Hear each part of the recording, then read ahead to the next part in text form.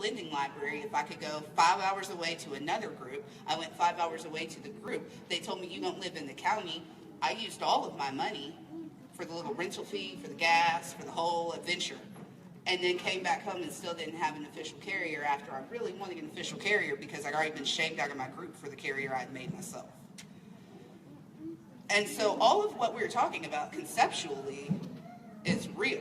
Like, we're not saying if the baby wearing industry did this. We're saying these things happened to us, and while they were happening, people told us they weren't happening. So now we have Rap and Asa, we have WOMS. Base Love, Autumn Brundage started a group called Base Love. She is someone who I called in as a CCBW admin because I had to sleep. Like, literally had to sleep. If we would go to bed and people would argue in our group, we would wake up to, and when I say death threats, I'm like, there have been 60 specific times where we were supposed to call the police because someone had threatened our lives or given our personal information. Someone had tracked, people found my mom's social security number because they were mad about me asking them not to be racist in baby wearing. So we know the industry is not pretty. There's a lot of love. There are people in our community that exist for some people. That does not exist for everybody. That is not real to everyone in baby wearing. And when we reach out, outreach, everybody, okay, 2 years ago, everybody wanted to do outreach. That 90-day cycle comes back like every 3 cycles, they go back into outreach.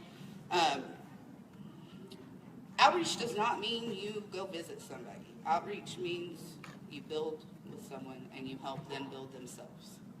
If you are doing outreach correctly, you will only be necessary within a space for so long. Because then if you're not of the community that you're doing outreach in, you shouldn't be there. You should be there long enough to give the community the tools, especially if you're baby wearing from an ethical perspective. You deserve to give those tools back. Because almost everyone that we are calling marginalized is someone traditionally who has been assimilated out of it. No, most of the people of color, most of the reason that we have groups for people of color, that we are talking all the time, that everyone is saying something about being brown, is because we keep being told that that has no relevancy to carrying. People were forcefully and bloodily assimilated. This has never been something that was done by choice. People had to survive, and the net gets wider because ultimately you have to have someone on the bottom, but you don't have to have that many. There can be 10% of the population on the bottom as long as that 90% can totally do whatever they want to that 10%. So we're trying to make a new industry. We're trying to make an old tradition a new industry, and at the same time bring it to other people's tradition that is true. Because we're still arguing fundamentally that baby wearing is appropriative. Baby wearing is appropriative. Baby wearing is appropriative. There are regions and carriers for each place because people naturally have things where they are. They adapt from things around them. The reason that everyone around the world did not use the same carrier when you went into their area and found it is because it was not functional for their climate. It was not functional for how they worked. It was not functional for how many children they used. So one thing that has straps and a square panel is different from one thing that's long. One thing that's long can be shorter and made of wool because we have wool here and we don't have wool here. Baby wearing is appropriate. We have been dancing around this for years. I want to clearly state this, and if you don't get anything from this conversation, I want this to be known. Baby wearing in itself as an act is appropriative. You can respectfully wear. The industry as a whole has not learned how to do that, though. So, by giving people platforms who come from the communities who have already been assimilated out of wearing, we can fix the industry before it gets too deep. It's not like we're still in the USA. It's still a capitalist society. We're still going to be full of problems. We're going to ultimately be trash at the end of this. Even if we just start respecting people, we're still going to be trash for like 70 other things. So can we start with respecting people and then maybe get together and then work on the next thing? Because we're just cycling back around to the same 3 topics over and over again. We can't ever go past that. And there are a few people who regularly and actively go past that, and when they do it, they're challenged. There are people who said, so this is appropriative, I've been participating in it, how do I fix it? It all depends on what you look like, really. It all depends on where you came from. There are so many different things that you can do to fix it, but it depends on your history. Do you have money in your pocket? Reparations are real. Do you have knowledge of caring? Are you an educator who learned this appropriative act but are really good at it? Take that and teach it to someone who was stolen from. There's not... Being guilty and shamed about this is why people continue to keep telling us that we should die for asking about these questions. It's not because we're doing something awful. It's because we're doing something really good. It doesn't have to be like this. The industry is not that old in itself. What is it, like 40 years old if you want to talk about technicalities? Something 40 years old can be undone. I am all about smashing some capitalism. I don't think it can be undone. I don't think capitalism can be fixed from the inside. At this point, it is over. But the baby wearing industry is only 40 years into this, so maybe it can be fixed. You can't necessarily break down hundreds of years at once. There would take... It can be fixed. You can fix capitalist society, but what stands to happen is that too many people who have things will lose things, and that no one's going to give up what they have just to hand it to someone else. They're not. People by nature are not going to say, I'm really glad I have $100,000 and I want to give you 10,000 of it, right? You might find like someone who really is a philanthropist and wants to give you 10,000 of their $100,000. Okay, if I have $22, World on My Shoulders has about 14. And I know this because I really did the math and have been monitoring it. My kids get about $7 from every $22 I get. I get about 1. Mom's gets the rest. And we do that because other people don't do that. Because people who have resources are not always the fondest of giving those up. Okay. They don't have to take everything of theirs. This is the thing that seems to get lost in translation. If you have a lot and you split it in half with someone who has nothing, then both of you have something. I want the industry to do that to itself right now. There are people with things who can disperse those things around and help other people. As a domestic violence victim, carrying was not for fun. Whatever print was on it meant nothing. Nothing. Like, it literally meant nothing. When I left and I was allowed to dye my own carriers and, like, take time to myself, that was the thing that I did. Like, dyeing was fun for me. So up until that point, I had plain carriers. They were hemmed, but I wasn't allowed to, like, not be on mom and wife duty long enough to dye something that I wanted. So once I got that time to myself, I even bought into it. I was like, buying dye for carriers. That's unnecessary. A carrier doesn't have to have color on it. It can just be a thing. And once we got ourselves familiar with everything. We had CCBW running. We were starting to build our own enterprises and trying to reach out within the community and find out how and what we could do with people who were already established in order to go back and rectify what was done. When we did that, we were ignored most of the time, trashed on a lot of the time, and then told that what we were doing was not our business because all we were was environmental wearers. I was running a baby wearing group, taking care of a lot of things, running most of the bigger baby wearing groups online, and people would insult me by telling me I was a casual wearer. And there's no insult to me in that. I'd rather be a casual wearer than a community face most of the time because per capita, casual wearers are a lot nicer. There are a lot less errors. It's becoming an issue because we can appreciate stuff without being gross. We really don't have to be gross. We can acknowledge each other and not make it so awkward. Like, I just won an award. I just won an award at lunchtime today. And I'm really... I'm really upset about that award, though. I don't feel like I deserve that, because I feel like if I deserved that award, this conversation wouldn't have to be happening. I feel like if we had generally respected ourselves and each other before I was in this industry, that there would never even have been a question of all of these things. I'm really happy. Like, this is the ultimate bittersweet right now, because I'm very excited that I got an award, because I feel validated that someone said I deserve something. But also, why do I need validation from the same thing that has spent the last few years telling me that I am awful? Like, it's not very fun. It's not very fun at all. But I want to not have other people do this. Like, if someone starts baby wearing in 5 years, I want them to have access to something like a database of baby wearing. Like, there's already one with the carriers, you know, Wearing Wiki, but what's the other one? The Slingafest, whatever y'all, Slingorama? Okay, so that's just a listing, that's a directory. So there's a directory for carriers. You can tell what month it came out, you tell what it's made of.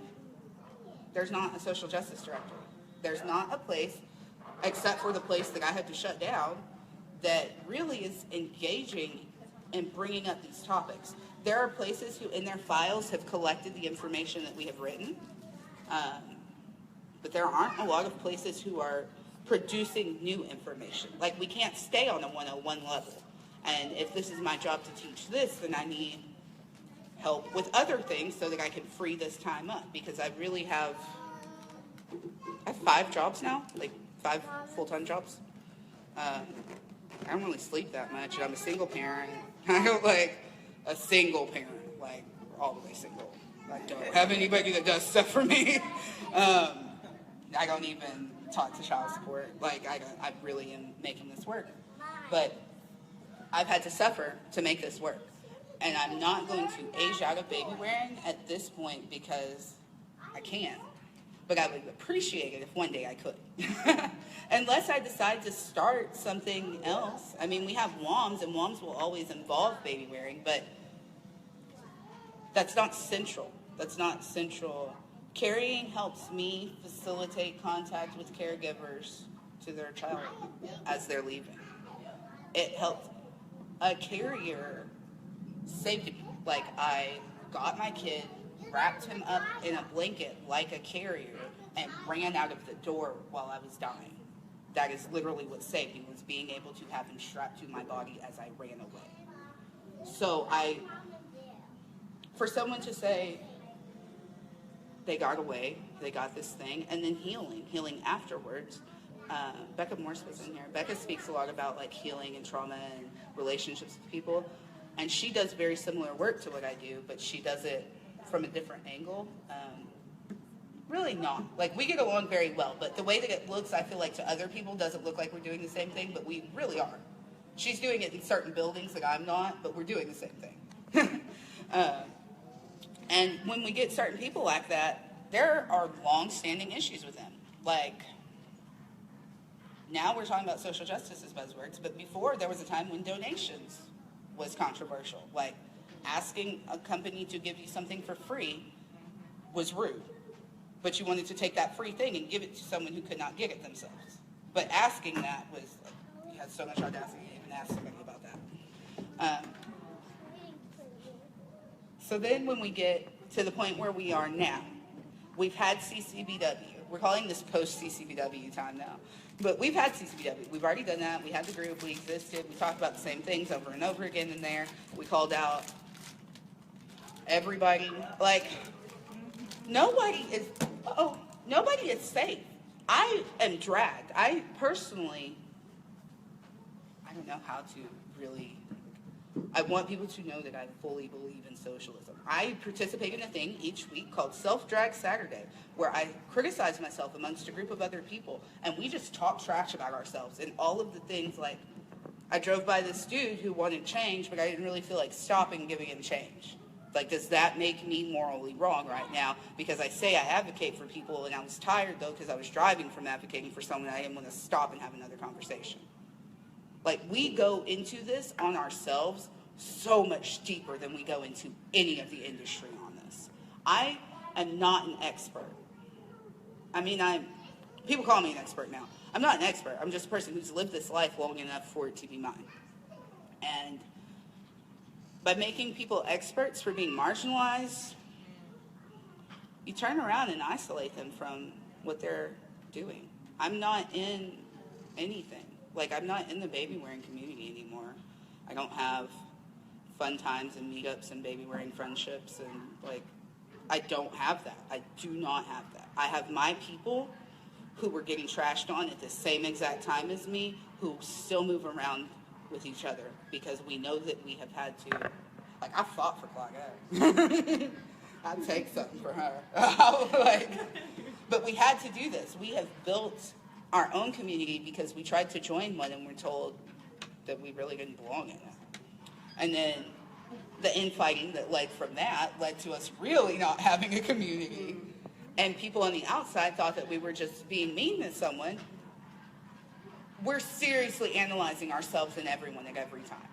I have spent like 32 minutes today probably criticizing myself about things that are going to come up in this conversation and trying to see if I morally am even equipped to have this conversation anymore because I accept donations from my organization. Like, this is very deep. It doesn't have to be awful though. We can just stop now, be cool with each other, and then go backwards. Like, everyone can ask, what can I do to fix this? And we can have one more time where we answer all the questions, and then let's move on to the next thing. Because, like, I'm going to keep referencing Becca, because she keeps talking to me all about public health and trying to tell people how to work within public health realm. Because after I get done talking about all of this, that's what we're going to do. All of you who are baby wearing educators, all of you who are leading groups, I feel have moral obligation that if you have time to lead a baby wearing group, you need to have time to lead a baby wearing group in a WIC office. You need to have time to lead a baby wearing group where your lending library, my lending library has literally never been bought for me. My lending library has always been the same carriers that my kids use. And when somebody wants that carrier, they take that carrier out in my car, and I get it back when I get it back, or I don't. I've probably had more carriers stolen from me than anyone else, and I had less carriers to begin with. But I also have a lot of success stories because I gave someone something without doing anything, and then they came back to me because they trusted that I did not want anything from them except for them to be able to carry their child. Like, I literally just want people to be happy. That's it. I want people to be able to be given the space to be happy without a false front. And we have to acknowledge that all of us exist in order to do that. So the next step, what time am I at? 2:22? Okay. All right, let's, So all of this is leading up to that CCBW that was getting us threatened all the time can't get us threatened anymore because there's nothing else left to lose. So we made it a website, and it is going live today. Yeah. We are pretty much done having the same conversation. Like, this is the end of that conversation. We're going to do question and answer, and we're going to talk about the hows. I genuinely want, even if it seems like an ignorant question to you, to be asked right now what needs to be asked so that I can go put that on the site for someone else, and we can move on to the next thing. The site works very similarly. Can we look at it right now? Like, if they look? Okay, go look at counterculturebabywearing.com.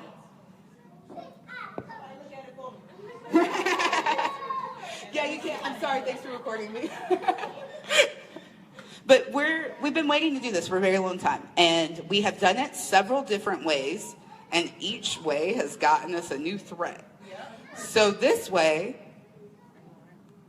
I have nothing. WOMS really barely has anything. We operate in crisis mode all the time, and if you really want to come for a nonprofit, I guess you can now. That's us. Hold on, okay? Yeah. In a second. Please talk to me. I just want to make a comment. This is Israel from Breastfeeding in Color. I just want to make a comment. Everything that she said is 100% correct. Can I be honest? I'm going to be honest. somebody messaged, I was reading in the Babywearing group, which I left, and I'm real. Like, I'm from DC. I'm stereotypically, what y'all see on TV as being black, that's exactly me. And really, that's me. And somebody told Julia, and I don't know if she saw it, but somebody said she needs to shut up and go kill herself. Regularly. Literally. I literally am not in the baby wearing groups now because every time I join a group I get a new, and like my others folder fills up with people who forgot that they hated me until they saw my name. People tag me. I don't know. People tag me in to tell me they hate me. Like if you ever see in the group where it says like Julia Walker PM, almost always that's someone telling me they hate me. That is generally not positive. She's saying that it's really like everything that she's saying. I know it's different when you hear somebody say that what they've been through, but I hear to actually witness and say it because I'm seeing it and I'm like, really? Are you kidding me? Baby wearing, which we started, our ancestors technically started in the first place. You're going to tell her that? What has she ever done except for trying to make it accessible for people like me? There was I don't even remember which brand, and I'm not being funny because I literally don't remember the brand's name right now. But it was kind of a smaller brand, and they made something vaguely African and called it something even worse. And I was like, well, I don't like that. And they were like, well, if you don't like that, then maybe you can go back to Africa and use your little nothing carriers. Like, this is how people in the baby wearing community who are your friends are talking to me in my inbox. Get upset. Because almost every time that I have gone through, last year at Where actually, I went through my others folder with a couple of people who were kind of baby wearing famous who came up to me to tell me that I was being really mean to their friend. And then I just went and showed them some things. And that is part of why the tide has switched over the course of this last year, is the industry itself was against me. It was actively against me. People were participating in hurting me because they were mad that I said something that their friend didn't want to hear. I've been told a lot that it's totally inappropriate, particularly with racism and homophobia, to bring up those conversations in relation to baby wearing. I am queer and black. I pretty much bring up those conversations when I breathe. I don't have, I can fake it, I can present, but I don't really want to live like that. I really don't, and I won't. And I have children now. Before I had children, I would fake it so I could fit in a crowd sometimes, at least enough to, I've been physically harmed. Like, why I sound so nonchalant about all of these things that I'm telling you that are horrible in baby wearing, I have fought a lot of Nazis, like physically punched them through punk rock. And people talking to me on the internet does not have that great of bearing. The Klan ran me out of my hometown for protesting George Bush. None of this is brand new. But when baby wearing decided to do it, they didn't invite my kids to things. In my town, because of that decolonizing baby wearing article, my children did not have friends.